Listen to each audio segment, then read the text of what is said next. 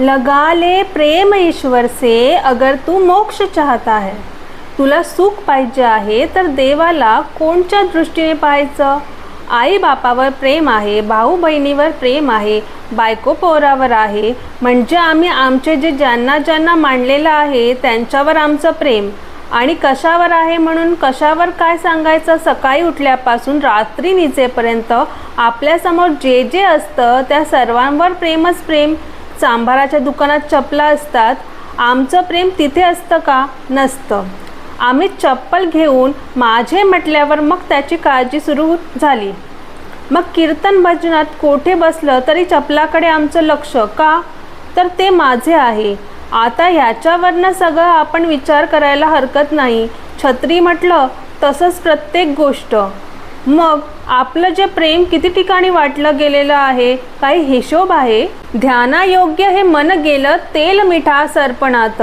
ज्या मनाने देवाचं ध्यान करायचंय ते मन तेल मीठ लाकूड सगळ्यांमध्ये जे गुंतलेलं आहे, त्यामुळे देवाचं ध्यान करायला इथे शिल्लक नाही राहिलं. आणि ते मनानेच देवाचं ध्यान झालं पाहिजे. यथासांग कर्म का घडत नाही? मन तिथे नाही म्हणून. मन वाटून टाकलेलं आहे. आणि आम्ही इथे पूजा करतो, काही करतो, ते जे आहे सगळं मन नसताना करतो. मन नसताना म्हणजे एक एवढंसं मन राहिलं म्हणजे तसं नाही, पूर्ण राहिलं पाहिजे, संपूर्ण मन. मी एका मुलाला सांगितलं की दुकानात जाऊन जिरे आणि मिरे आणशील का? मुलगा म्हणजे 25 वर्षाचा. मग बरं म्हणाला, गेला आणि मिरे घेऊन आला. मी म्हटलं मी 2 सांगितलं होतं, जिरे आणि मिरे. नाही, मी मिरे तेवढंच मी ऐकलं. बघा आता, जिरे म्हणताना ते मन गेलं होतं बाहेर. मग ऐकलंस का? मी काय सांगते ऐक. म्हणताना ते मन आलं आणि जिरे सोडलं आणि मग मिरे आणलं. म्हणून पूजा करताना कोणतंही काही करत असताना मन असं आलं म्हणेपर्यंत जातं. मग ते यथासांग का होत नाही? ते पूर्ण तिथे मन नसतं. म्हणून सणात म्हणजे आता पुरणपोळी करतात. पुरणपोळी पुरण प्रेम लगा. पुरणपोळीत काय असतं? सबंध पोळीत ते पुरण भरलेलं असतं. त्याप्रमाणे जे आहे पूर्ण भरलेलं पाहिजे असं देवाचं म्हणणं. पोळी आवडते म्हणजे खरी ती पोळी आवडते असं आपण घ्यायचं नाही. म्हणून आज पुरणाची पोळी करायची. आज देवीला आवडते, दसरा आहे. मग देवीला आवडतं म्हणत असताना ते सुद्धा खरं नाही तिथे. कसं की घरामध्ये किती माणसं आहेत? 15 माणसं आहेत. मोलकरीण 16, 1, 2, 2 जर म्हटलं 32 पोळ्या करायला पाहिजे. देवी राहिली बाजूला, कारण ती खात नाही, माहीत आहे आम्हाला. मग सगळ्यांच्या नावाने पोळ्या करून मग ते देवीजवळ जे ठेवलं काय की तुला 8 मला 5. मग सगळ्यांना वाढून आपण खाताना तिथे देवीची आठवण कुठे असते? म्हणून मन तिथे नाही. ते देवीला पोळी पोळी नको, पुरण पाहिजे. पुरण म्हणजे पूर्ण.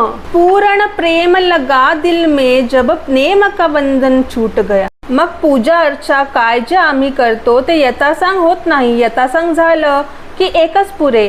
पूजा तर पूजाच. तिथेच जर मन पूर्ण गुंतलं तर नेम का बंधन छूट गया.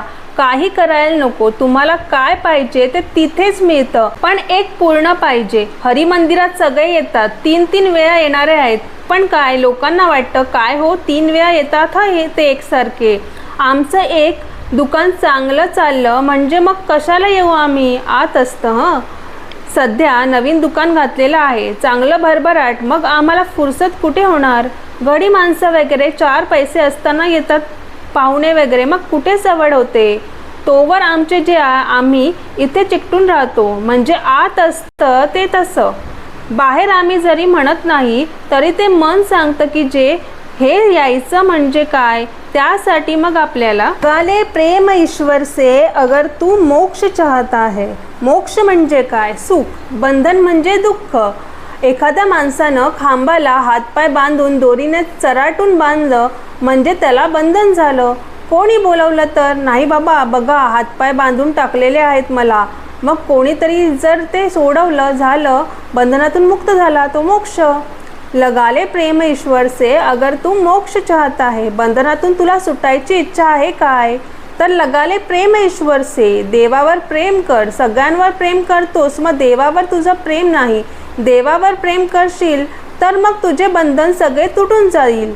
देवावर प्रेम करायचं म्हणजे काय? एकदम सोपं आहे. सांगितलं ना त्या दिवशी की गर्भामध्ये आईच्या पोटात गर्भ जो असतो त्यावेळेलाच त्याला जे आहे देवाचा ध्यास असतो. कारण दुसरं काही त्याला पाहायला नाही, ऐकायला नाही, काय नाही. आणि देव आत असतो आणि त्याच्याजवळ तो असतो. त्यामुळे देवाची भाषा त्याला कळते. म्हणून 3 महिनेपर्यंत त्याची आठवण असते. म्हणून आतल्या आत देवाने काय बोललेलं त्याला आठवतं, हसतं. आता तू आईच्या पोटातून बाहेर पडल्यानंतर मला कशाला विचारणार तू म्हटल्याबरोबर नाही नाही मी तुला सोडणारच नाही, तुला विसरणारच नाही म्हटलेलं असतं. ते त्याला आठवतं. 1.5 महिन्यात 2 महिन्यात आठवलं. त्या खेपेला खरंच आपण चुकलो म्हणून एकदम रडायला येतं. आईला वाटतं डास चावले वाटतं, पाण्यात डास चावला काय की म्हणून बघते, गादी बिदी झाडून आणि पुन्हा घालते. बिचाऱ्याचा डास चावलेलं निराळच आहे. तर असं तिथे देवाकडे पूर्ण लक्ष जे होतं ते बाहेर आल्यानंतर हळूहळू जे वाटणीला गेलं ते आता चपलात सगळ्यात गुंतलेलं आहे. मग झाले काय आता की ते प्रेम जे देवाकडे वळवायला शिकलंच नाही. मग आता देवावर प्रेम करायचं म्हटलं तर ते सगळ्यातलं ओढून आणून देवाकडे न्यायचं म्हणजे फार कठीण काम. सगळ्यातलं काढून एक गोळा झाला पाहिजे. तो गोळा होता तो आता जे वाटणीला गेलेला आहे तेव्हा आता सगळ्यातलं ते निघालं पाहिजे आणि देवाकडे तो गोळा गेला पाहिजे प्रेमाचा. मात्र घाबरण्याचे कारण नाही की सगळ्यातलं गेलं, गोळा झाला आणि देवाकडे ठेवल्यानंतर मग काय हो, मग बाकीच्यावर प्रेमच राहणार नाही. चपलावर प्रेम केलं नाही तर कोणीतरी नेणार की नाही.